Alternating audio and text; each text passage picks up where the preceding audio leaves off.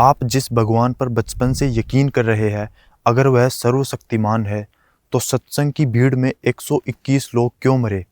अगर भगवान ही प्रेम है, तो छोटे बच्चों को कैंसर क्यों होता है? रुकिए, मैं आपकी आस्था पर सवाल नहीं उठा रहा। इसी तरह मंदिरों की भीड़ में कितने ही भक्त मर जाते हैं। जरा इन हरकतों को देखिए, क्या आप इसे भक्ति कहते हैं? क्यों ये लोग अंधाधुंध कुछ भी मानने को तैयार है? भगवान है या नहीं, ये सवाल सदियों से सभी बड़े फिलोसोफर्स को परेशान करता आया है। आज हम उस जवाब को खोजेंगे जहां तर्क और आस्था दोनों आमने सामने होंगे। इसी के साथ अगले कुछ मिनट्स में मैं आपको दिखाऊंगा कैसे अंधविश्वास इंडिया का रियल वायरस बन चुका है। देखिए, ये कोई नई डिबेट नहीं है। प्लेटो और अरिस्टोटल के समय से लेकर आज के मॉडर्न फिलोसोफर्स तक सभी इसी सवाल से जूझते रहे हैं। 2020 के फिल पेपर्स सर्वे में 69.5% फिलोसोफर्स ने एथेइज्म की तरफ झुकाव दिया, जबकि 19.86% एथेइज्म को मानते हैं।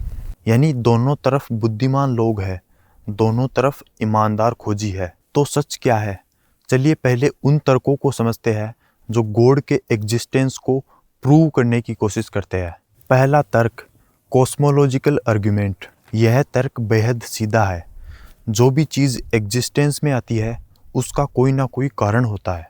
आपका फ़ोन किसी ने बनाया, आपका घर किसी ने बनाया। अब सवाल, यह पूरा यूनिवर्स कहाँ से आया? बिग बैंग थ्योरी कहती है कि इस यूनिवर्स की शुरुआत वहाँ से हुई। तो जिसने इस बैंग को बैंग किया, वो कौन था?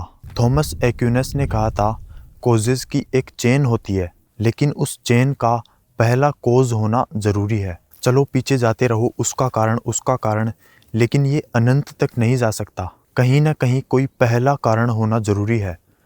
उनके मुताबिक यह फर्स्ट कॉज ही गॉड है। दूसरा तर्क, टेक्नोलॉजिकल आर्गुमेंट। डिज़ाइन का डिज़ाइनर। जब आप एक घड़ी देखते हैं, इतनी परफेक्टली काम करती है, तो आप ऑटोमेटिकली मान लेते हैं कि किसी ने इसे डिज़ाइन किया है। अब इस यूनिवर्स को देखिए, डीएनए की कॉम्प्लेक्सिटी, आपकी आँख की परफेक्ट स्ट्रक्चर, प्लैनेट्स का प्रिसीजन और बिट्स, क्या ये सब कोइंसिडेंस हो सकता है? विलियम पेली की वॉच मेकर एनालॉजी याद कीजिए। जैसे घड़ी के लिए वॉच मेकर चाहिए, वैसे ही इस ऑर्गेनाइज्ड यूनिवर्स के लिए एक डिवाइन डिज़ाइनर चाहिए। आधुनिक समय में फाइन ट्यूनिंग आर्गुमेंट और भी मजबूत है। यूनिवर्स के फंडामेंटल कॉन्स्टेंट्स इतने प्रिसाइजली सेट है कि अगर वो थोड़े से भी बदल जाए तो लाइफ पॉसिबल नहीं होगी। तीसरा तर्क, मोरल आर्गुमेंट। हम सभी जानते हैं कि मर्डर गलत है, काइंडनेस अच्छी है, लेकिन ये सही और गलत का कंसेप्ट कहाँ से आया? अगर गॉड नहीं है तो मोरालिटी सिर्फ एक ओपिनियन है। एक सोसाइटी में कुछ सही है, दूसरी में गलत, लेकिन कुछ चीज़ें यूनिवर्सली गलत है, जैसे कि होलोकॉस्ट। C.S. लेविस ने कहा था, मोरल लॉ के लिए एक मोरल लॉ गिवर चाहिए। जब आप कहते हैं कि ये गलत है, तो आप किस आधार पर कह रहे हैं? लेकिन रुकिए, यहाँ एक ट्विस्ट है। जब हम गॉड के एग्जिस्टेंस की बात करते हैं, तो हमें ब्लाइंड फेथ और रैशनल फेथ में फ़र्क समझना होगा। इंडिया में हर साल सैकड़ों लोग मंदिरों की भगदड़ में मरते हैं। 2005 में 340 लोग, 2008 में 224 लोग, सबसे रिसेंट 2024 में हथरास 121 मौतें। तो सवाल ये है, क्या ये आस्था है या अंधभक्ति? एक सर्वे के मुताबिक इंडिया में हर महीने एवरेज 6 लोग सेक्रीफाइस होते हैं सुपरस्टिशन के नाम पर। लोग अपने बच्चों को सोलर एक्लिप्स के दौरान डर्ट में बरी करते हैं। वुमेन्स को पीरियड्स के दौरान इम्प्योर मानकर टेम्पल से बाहर रखा जाता है, और भी कई तरह के दुर्व्यवहार करते हैं। तो आप इसे क्या कहेंगे, अंधभक्ति या कुसंस्कार? तो आस्तिक होना एक बात है, मगर अंधभक्ति जो लॉजिक, साइंस और ह्यूमैनिटी को इग्नोर करती है, वो तो खतरनाक है। लेकिन रुकिए, अगर गॉड इतना पावरफुल है, इतना गुड है, तो दुनिया में इतनी सफरिंग क्यों है? यह है द प्रॉब्लम ऑफ एविल। शायद गॉड के एग्जिस्टेंस के खिलाफ सबसे मजबूत आर्गुमेंट। एक बच्चा कैंसर से मर रहा है, इनोसेंट लोग अर्थक्वेक में मारे जाते हैं। इसका लॉजिक सिंपल है, अगर गॉड ऑल पावरफुल है तो वो इविल को रोक सकता है, लेकिन बुराइयां एग्जिस्ट करती है। इसलिए या तो गॉड ऑल पावरफुल नहीं है, या ऑल गुड नहीं है, या एग्जिस्ट ही नहीं करता। फिलोसोफर डेविड ह्यूमेन ने पूछा था, क्या गॉड इविल को रोकना चाहता है लेकिन रोक नहीं सकता, तो वह ओमनीपोटेंट नहीं है। क्या वह रोक सकता है लेकिन रोकना नहीं चाहता, तो वह मेलवोलेंट है। थियोडीसी, गॉड का जस्टिफिकेशन। बिलीवर्स ने इसका जवाब देने की कोशिश की है। Free will defence. सफरिंग इसलिए है क्योंकि गॉड ने हमें फ्री विल दी है। विदाउट फ्री विल हम रोबोट्स होते। रियल लव और मोरालिटी के लिए चॉइस होना ज़रूरी है, और चॉइस के साथ गलत चुनने की पॉसिबिलिटी भी आती है। Soul making थियोडीसी। जॉन हिक ने कहा, यह वर्ल्ड एक सोल मेकिंग प्लेस है। चैलेंजेस और सफरिंग के थ्रू ही हम ग्रो करते हैं, वर्च्यूज डेवलप करते हैं। Greater good defence. कुछ इविल्स इसलिए होती है ताकि एक ग्रेटर गुड अचीव हो सके जिसे हम नहीं समझ सकते।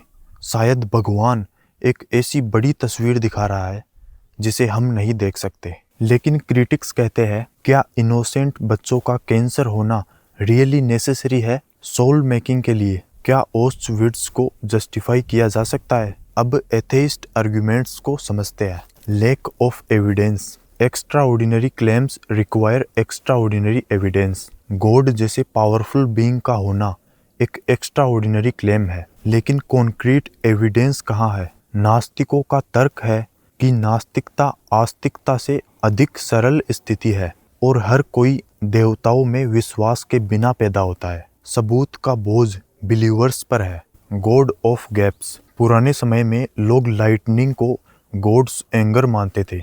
अब हम जानते हैं यह इलेक्ट्रिसिटी है। उसे गॉड से एक्सप्लेन करना, यह गॉड ऑफ गैप्स फेलसी है। जैसे जैसे साइंस एडवांस होती जाती है, गॉड के लिए जगह कम होती जाती है। Multiple religions. अगर गॉड वाकई में एग्जिस्ट करता है तो इतने सारे कॉन्ट्रडिक्टरी रिलीजियंस क्यों है? हर रिलीजियन क्लेम करता है कि वह सही है, और सभी रिलीजियंस में अलग अलग भगवान होते हैं। डिवाइन हिडननेस। अगर प्रेमपूर्ण भगवान मौजूद है जो रिश्ता चाहता है, तो वो खुद को क्यों छुपाता है? अविश्वास का अस्तित्व ही नास्तिकता के पक्ष में एक सबूत है। आज हम जानते हैं कि थंडर स्टॉर्म एटमॉस्फेरिक प्रेशर के कारण होता है, न कि किसी देवता की गुस्सा से। हम जानते हैं कि डिजीजेज बैक्टीरिया और वायरसेस से होती है, न कि किसी कर्स से।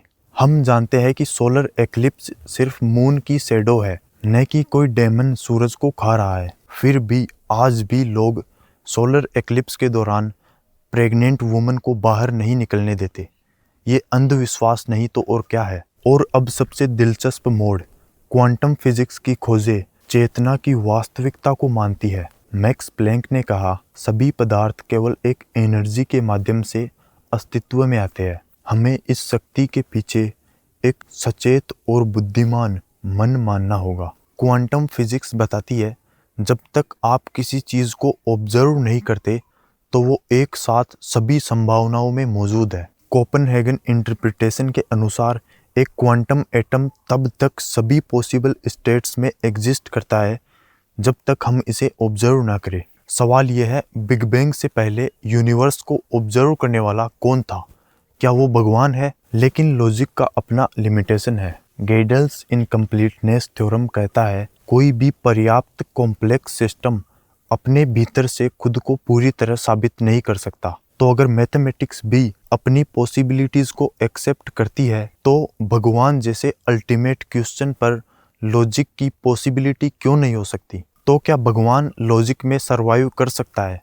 सच तो यह है, न तो पूरी तरह हाँ और न ही पूरी तरह हाँ। हजारों साल से दुनिया के सबसे ब्रिलियंट माइंड्स इस पर डिबेट कर रहे हैं और अभी तक कोई कंक्लूसिव आंसर नहीं मिला। लॉजिक भगवान के अस्तित्व को साबित नहीं कर सकता, लेकिन नकार भी नहीं सकता। लेकिन एक बात क्लियर है, फेथ और ब्लाइंड डिवोशन में जमीन आसमान का फर्क है। गॉड में बिलीव करना ओके है, स्पिरिचुअलिटी को एम्ब्रेस करना ब्यूटीफुल है, लेकिन जब आप अपने बच्चे को डॉक्टर के पास ले जाने के बजाय होली वाटर पिलाते हैं या इस तरह की हरकतें करते हैं, साइंस और लॉजिक को कंप्लीटली रिजेक्ट करते हैं, बाबाओं के चक्कर में आकर सुपरस्टिशन के नाम पर दूसरों को हार्म करते हैं, तो ये फेथ नहीं है, ये एक डेंजरस डिल्यूजन है।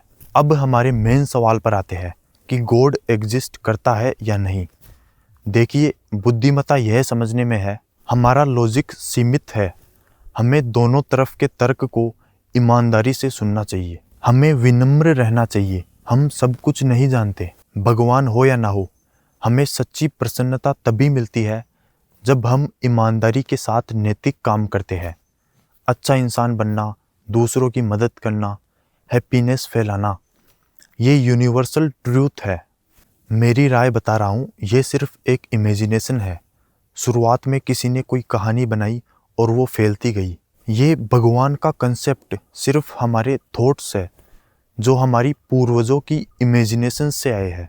लेकिन फेथ और लॉजिक दोनों ह्यूमन एक्सपीरियंस के इम्पोर्टेंट पार्ट्स है। फिलोसोफर ब्लाइस पास्कल ने कहा था, the heart has its reasons which reason knows nothing of. शायद सबसे बड़ा सवाल ये नहीं कि भगवान है या नहीं, सवाल ये है कि अगर है तो मैं कैसा इंसान बनना चाहता हूँ, और अगर नहीं है तो भी मैं कैसा इंसान बनना चाहता हूँ। क्योंकि अंत में जो मायने रखता है वो है आपकी इंसानियत, आपकी विनम्रता, आपका प्रेम। वोल्टेयर ने सही कहा था, doubt is not pleasant but certainty is absurd. अगर आपको यह वीडियो थॉटफुल लगा तो लाइक और सब्सक्राइब ज़रूर कीजिए, और इस बारे में आपके कोई भी विचार है तो कमेंट्स में ज़रूर लिखिए। और हाँ, सवाल पूछते रहिए। The unexamined life is not worth living, Socrates. धन्यवाद। जय हिंद, जय विज्ञान।